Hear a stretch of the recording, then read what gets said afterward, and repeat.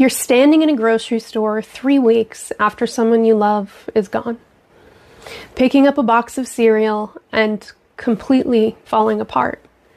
Because for a moment, just a moment, you forgot. That moment, that forgetting, it changes how you see everything after. I'm Erica, and this is Emotional Presence. And this one is a little different from what I usually post. It's more personal. I almost didn't make it, but I think it might be the most important thing I've said on this channel so far.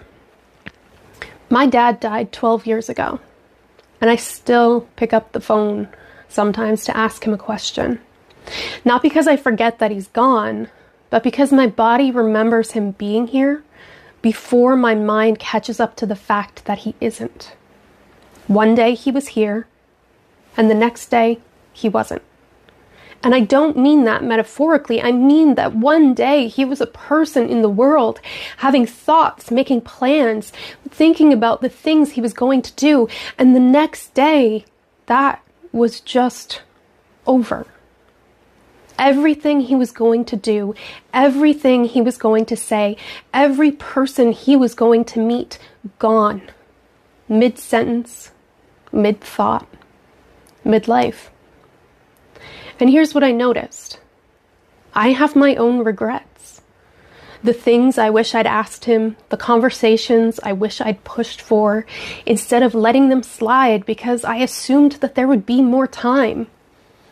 But I also carry something that I don't hear people talk about. I have regrets for him. Not just that I didn't get to keep him, that he didn't get to finish. That there were things he wanted to do, trips he mentioned, projects he had in his head, plans he was going to get to, and he didn't get to do any of them. And there are people that I wish he'd meet, people who came into my life after he was gone, people who mattered to me, and he never got to know them, and they never got to know him. And that loss, the loss of a future that was supposed to happen, that's a different kind of grief than the loss of a past that I can remember. I can remember what we had. I can't remember what we didn't get to have. And that's the part that still catches me.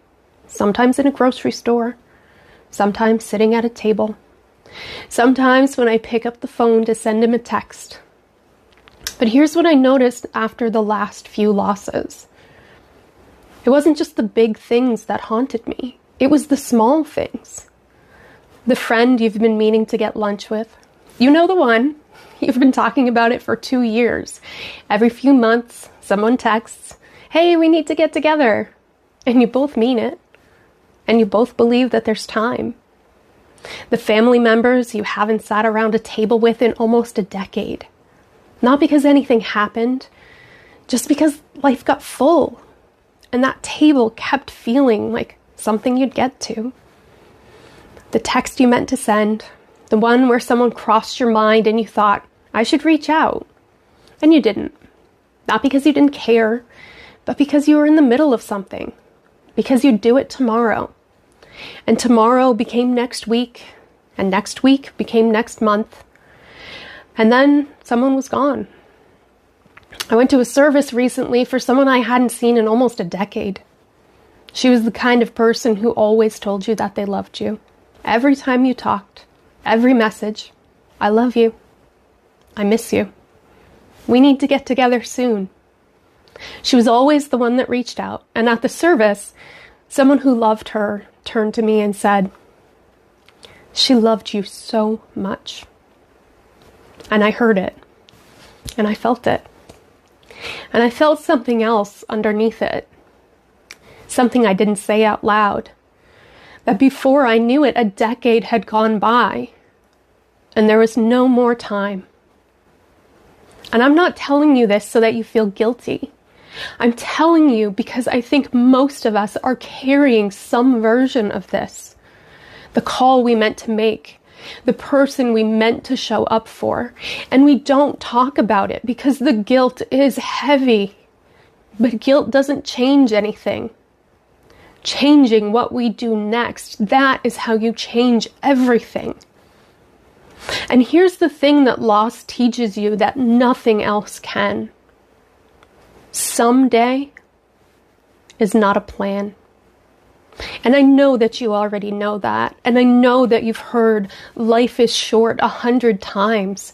But there's a difference between knowing it and letting it change how you live today.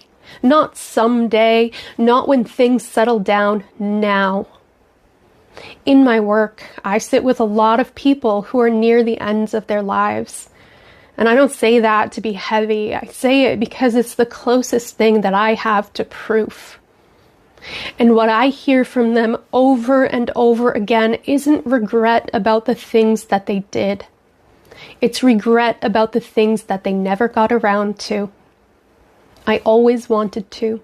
I wish I had. I kept meaning to. I thought there'd be time. And here's what gets me. They're not talking about impossible things. They're not talking about climbing mountains or writing novels. They're talking about trips they kept postponing, people they kept meaning to call, conversations they kept putting off. The same small things that most of us have on our lists right now. And they ran out of time, and they know it. And they're telling you through me that you still have yours. The version of your life where you finally feel present, finally feel connected, finally do the things that matter. That version doesn't live in the future. It lives right now. Or it doesn't live at all. And I want to go back to my dad for a second because this is the part that I didn't expect. When someone dies, people tell you to focus on the good memories, to be grateful for the time that you had. And that's true. I am so grateful for the time we had together. But there's a part that nobody tells you about. The part where you grieve not just what you lost, but what they lost. My dad had plans. He had a version of his life that was still unfolding. And it got cut off. Not his fault, just done. And I carry that, not as guilt, but as awareness. Life does not ask permission before it ends. That the people that we love are not promises. They are presences, and presences don't come with a guarantee.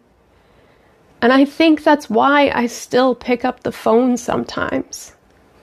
Not because I think he'll answer, but because the reaching is the thing.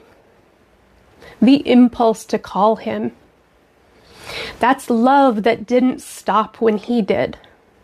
And I'd rather have the impulse and the ache than nothing at all. But it also reminds me every time that the people who are still here, the ones I can call, the ones who would answer, I need to reach for them too, while they're still here to pick up.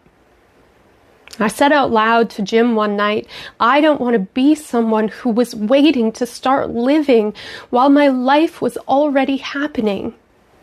I don't want the people who love me to sit in a room someday and remember somebody who was always going to do things. I want them to remember someone who did. Maybe you're watching this and your life feels like it's happening to you instead of being lived by you.